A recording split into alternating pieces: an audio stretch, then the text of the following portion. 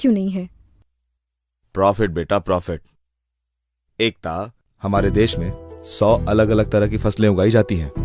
इन 100 फसलों में से सरकार सिर्फ 24 फसलों का दाम तय करती है और उन 24 में से 2 फसलें गेहूं और चावल को सरकार किसानों से खरीदती है।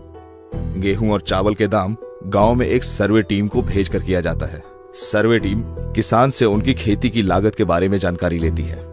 किसान अपनी 30% कमाई पेस्टिसाइड, सीड्स और फर्टिलाइजर खरीदने के लिए, 30% लोन पे करने के लिए और बाकी बची कमाई जमीन का किराया भरने में लगाते हैं।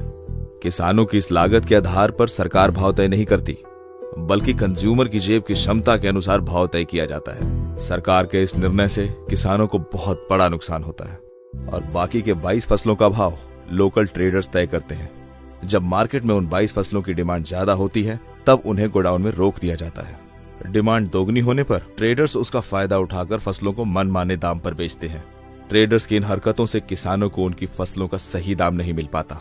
उदाहरण के तौर पर, किसान जब एक फसल को बाजार में बेचने जाता है, तब उसका पहला हिस्सा उसे तैयार करने में जाता है, दूसरा उसकी पैकिंग में, तीसरा ट्रांसपोर्टेशन में, चौथा उस पर टैक्स भरने में, पांचवा मार्केटिंग पर, छठा मिडलमैन को, सातवां होलसेलर को, आठवां रिटेलर और सबसे आखिर में जो हिस्सा बचता है वो मिलता है किसान को।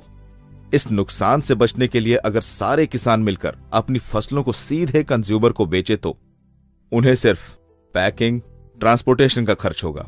इसके अलावा उन्हें सिर्फ रिटेलिंग और उसका टैक्स भरना होगा।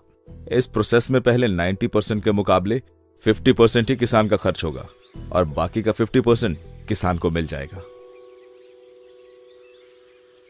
किसान अपनी मर्जी से खेती कर सकता है, लेकिन अपनी मर्जी से बेच नहीं सकता।